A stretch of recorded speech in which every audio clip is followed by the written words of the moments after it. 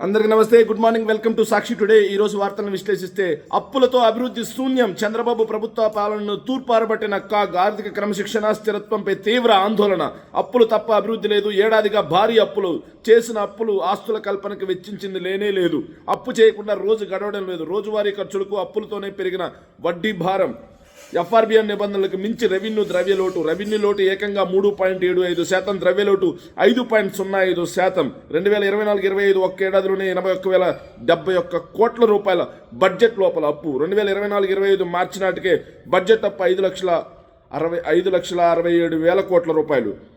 అదేవిధంగా అంతకుముందు ఆర్థిక ఏడాది కన్నా అప్పులు 16.68% పెరుగుదల. బడ్జెట్ వెలుపల అప్పుల్ని వెల్లడించని రాష్ట్ర సర్కార్ 2024-25 ఆర్థిక ద్రవ్య వినియోగ అకౌంట్స్పై కాగ్ నివేదికను అసెంబ్లీకి సమర్పించినటువంటి సర్కార్.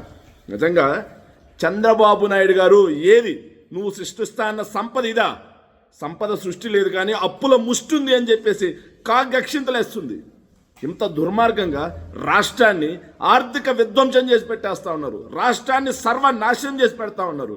ఒకవైపు అన్ని రాష్ట్రాలు ముందుకెళ్తా ఉంటే మన రాష్ట్రం మాత్రం అడుక్కుతినే పరిస్థితికి రాష్ట్రాన్ని తీసుకొచ్చినటువంటి చంద్రబాబు నాయుడు గారు, ఇదేనా విజనరీ అంటే? తూర్పారు పట్టింది కాదు, మెట్టి దెబ్బలు ఒక్కటే కొట్టలే, అన్నీ కొట్టింది. ఇంత దుర్మార్గంగా ఒక రోజు కూడా అప్పు చేయకుండా రాష్ట్రం గడవని పరిస్థితికి తీసుకెళ్ళావు. సో 16.68% ఏదైతే ఆర్థిక పోయిన ఏడాది కంటే కూడా ఎక్కువ శాతం అప్పులు చేసినటువంటి దుర్మార్గమైనటువంటి ప్రభుత్వం ఇది బడ్జెట్ లోపల గురించే. మరి బడ్జెట్ వెలుపల చేబదుళ్ళకు భారీగా వడ్డీ చెల్లింపులు చేస్తూ ఉన్నారు. చేబదులు తీసుకొని మళ్ళీ వాటి వడ్డీలు, సో అదేవిధంగా వేవ్స్, మీను, ఓవర్ డ్రాఫ్ట్ వినియోగం 1,75,532 కోట్ల రూపాయలు చేసి పెట్టారు. ఇంత దుర్మార్గంగా రాష్ట్రాన్ని సర్వనాశనం, బంగాళాఖాతం అడుగున పాతాళంలో తొక్కిపెట్టినటువంటి చంద్రబాబు నాయుడు గారు విజనరియా? ఒకవైపు చూస్తే కేవలం 21 నెలల్లో 3,28,000 కోట్ల రూపాయల అప్పు దాటిపోయింది.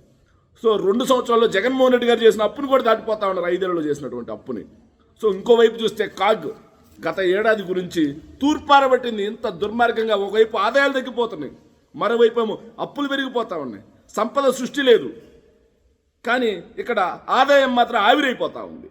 ఇంత దుర్మార్గంగా రాష్ట్రాన్ని విధ్వంసం చేస్తున్నటువంటి చంద్రబాబు నాయుడు గారికి ఒక్కరోజైనా ముఖ్యమంత్రిగా కొనసాగే అర్హత ఉందా అనేది ప్రజలు ఆలోచన చేయాలి.